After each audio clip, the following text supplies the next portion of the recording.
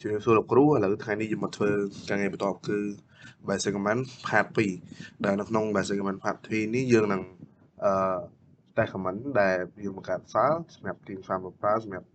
team file មកមើលដែលដំបូងឡើយយើងត្រូវបង្កើត directory ដូច្នេះយើងត្រូវបង្កើត tree ជាមុនសិនដែលយើងត្រូវវាយ command មានដូចជា sudo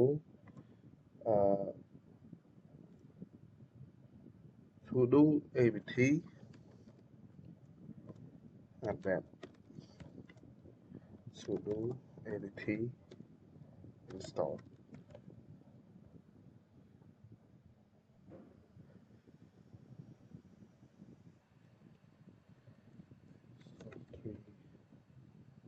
ហើយយើង install យើងត្រូវការ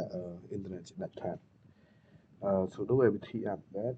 sudo apt install 3យើងវាយ password មក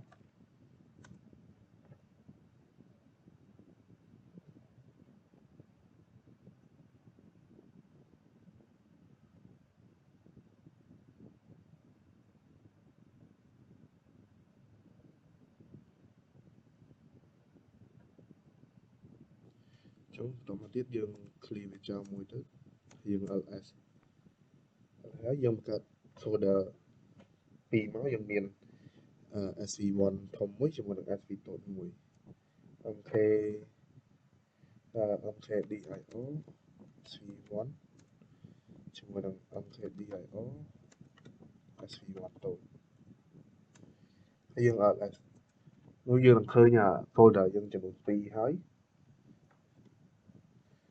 អញ្ចឹងពេលយើងបង្កើតហើយយើងចូលទៅកាន់ cd sv1 ធំទៅពេលយើងបញ្ចូលហើយយើងវាយ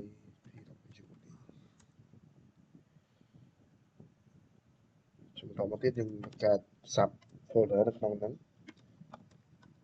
picture 11 1.10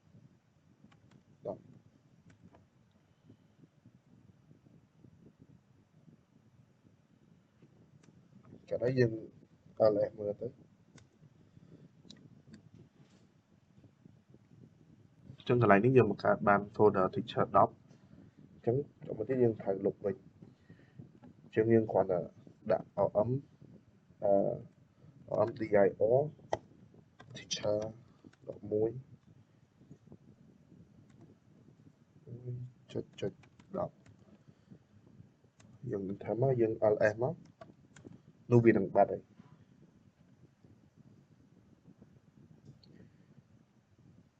អញ្ចឹងតោះមកយើងបង្កើត folder មួយទៀត mkdir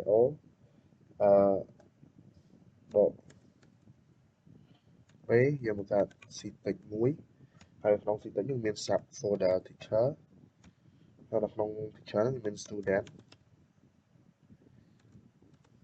a.f a.f យើង enter យើង ls វាទៅដល់វានឹងឃើញ ctech អញ្ចឹងយើងដាក់ tree ctech អូខេនេះគឺជា tree ctech ដែលយើងមាន student a ដល់ f ដែលយើងបានកំណត់នៅខាងលើអញ្ចឹងបន្ទាប់ពីយើងបង្កើត folder រាល់ tree folder ហើយយើងត្រូវលុបអញ្ចឹងដំបូងឡើយយើងប្រើ mdir ctech តែ command នេះយើងលុបបានតែមួយ folder ទេយើងអាចលុបមក folder ណាដែលមាន folder ច្រើននៅក្នុង folder នោះទេអញ្ចឹងយើងត្រូវប្រើ command ផ្សេងទៀត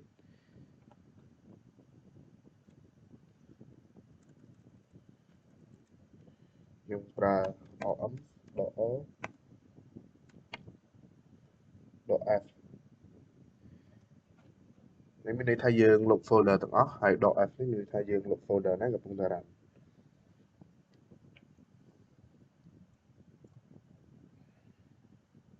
អញ្ចឹងកន្លែងនេះយើងមិនបាច់ដាក់ឆ្ងាយពីគ្នាក៏បានយើងដាក់ .of ហ្មងក៏បានដែរតមកទៀតយើងចង់លុប folder ណាយើងវាយឈ្មោះ folder ហ្នឹងឥឡូវយើងចង់លុប folder ctech ទាំងអស់តែម្ដងអញ្ចឹងយើងវាយឈ្មោះថា ctech ហើយ om នេះយើងអាចប្រើសម្រាប់លុបជាមួយនឹង user ក៏បាន admin ក៏បានដែរបន្ទាប់ពីយើងវាយរួចរាល់ហើយយើងចុច enter ទៅហើយយើង ls មើលវាទៅវាអត់មានអីទៀតទេអញ្ចឹង folder ctech យើងត្រូវបានលុបរួចរាល់ហើយឥឡូវយើងបង្កើតតាមលក្ខណៈមួយទៀតមក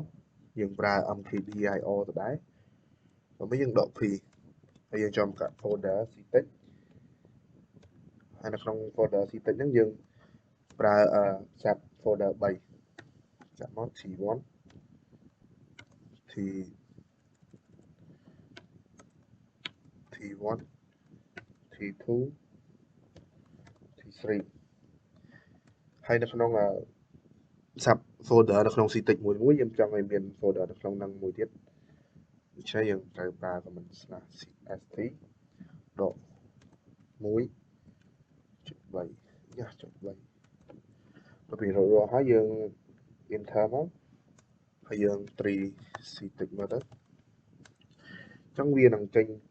folder ដែលយើងបានបង្កើតដែលមាននៅក្នុង sub នៅក្នុង folder ctech មួយមាន sub folder 3ដែលនៅក្នុង sub folder នីមួយៗនោះគឺមាន sub folder នៅក្នុងហ្នឹង3ផ្សេងទៀតតាមដែលយើងបានកំណត់ដែលមានឈ្មោះថា st.1.3 ចឹងទៅអញ្ចឹងបន្តមកទៀតយើងចង់តេស្តទៅលើការលុបទៅលើ folder ក្នុងចំណោម ctech ដែលយើងមាន sub folder 3យើងចង់លុបsub folder មួយចំនួនដូច្នេះយើងអត់ប្រើដល់ឥឡូវទេឥឡូវនេះគឺយើងលុបទាំងអស់តែលើកនេះយើងប្រើសម្រាប់លុប folder មួយចំនួនដែលយើងចង់លុបដូច្នេះយើងត្រូវប្រើ command rm ដូចគ្នាជាមួយនឹងដក rf ctech អញ្ចឹងកន្លែងនេះបើយើងប្រើប៉ុណ្នេះគឺវានឹងលុបអស់ដូចនៅខាងលើអញ្ចឹងដូច្នេះយើងចង់លុបនៅក្នុងមួយចំនួនយើងគ្រាន់តែប្រើគេថា slash នេះមកហើយមិនមាន1 2 3ទេយើងចង់លុបT1 និង T3 អញ្ចឹងពេលយើងវាយប៉ុណ្នេះហើយយើងចុច enter ទៅហើយយើង tree folder ctech យើងមើលទៅមកវានឹងឃើញនៅក្នុង folder ctech មានតែ sub folder មួយតែម្ដងគឺ T2 ដែលយើងមិនបានលុបរីឯ T1 និង T3 យើងបានលុបរួចរាល់ហើយដូច្នេះវាគ្មាននៅក្នុង folder ctech បន្តទៀតឡើយអញ្ចឹងបន្តមកទៀតយើងបង្កើត file យើងប្រើ command touch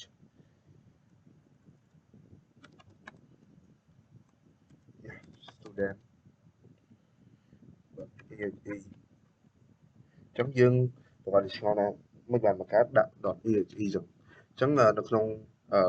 Linux នៅក្នុងយុគបន្ទូននេះ exe វាគ្រាន់តែជាឈ្មោះ file ទេវាមិនមែនជា extension សម្រាប់ដូចយើងដឹងស្រាប់ហើយ exe គឺជា file setup តែនៅក្នុងនេះវាគ្រាន់តែជាឈ្មោះ file ទេអញ្ចឹងបន្តមកទៀតយើងហើយយើងចាយដាក់អក្សរធំទៅ student.exe ដល់ពេលយើង enter មកហើយយើង ls នោះវានឹងឃើញនៅក្នុង ctech មាន file student exe មួយអូខេឥឡូវយើងចង់បង្កើត file ជាច្រើននៅក្នុង folder ctech របស់យើងអញ្ចឹងបើសិនបើយើងវាយ csap.cs csap.cs js.ja in.php node.js node.js th.txt អញ្ចឹងបើសិនជាយើងចង់បង្កើតហើយយើងគ្រាន់តែបែបនេះវានឹងលោតពាក្យថា command not found ហើយអញ្ចឹងយើងដឹងហើយថាដើម្បីបង្កើត file នៅក្នុង folder មួយយើងប្រើជាមួយនឹង command touch ដូច្នេះយើងគ្រាន់តែ add command touch មកពេលយើងគ្រាន់តែ add command touch មក touch យើងដាក់នៅក្នុងអីគេគឺ ctech file របស់យើងហើយ slash ជាមួយនឹងចុចបែបនេះប៉ុណ្នេះ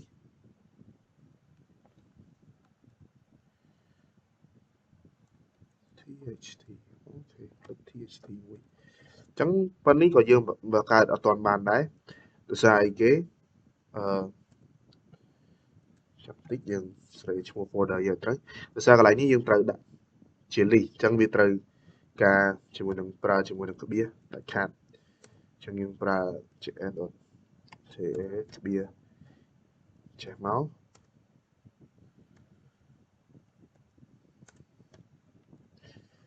អញ្ចឹងវាបន្ទាប់ពីយើងវាយ command ហ្នឹងរួចរាល់ហើយយើង enter វា អូក៏មិនអត់ថតអូខេ type យើងសេខុស T O U C H អូខេប៉ុណ្នេះមកយើង enter វាម្ដងទៀតអូខេវាត្រូវហើយតទៅទៀតយើង 3C តិចមើលចង់ដឹងថា file ដែលយើងបានបង្កើតទាំងអស់ហ្នឹងវាចូលទៅក្នុង folder C តិចរបស់យើងនៅទេចុច enter មកនោះវានឹងឃើញមានហើយដូចជា csap. C ហើយ csap.cs js in ja in php node.js ហើយ text T1 អញ្ចឹងវីដេអូ basic command path tool របស់យើងមានតែប៉ុណ្្នឹងទេអរគុណច្រើនលោកគ្រូ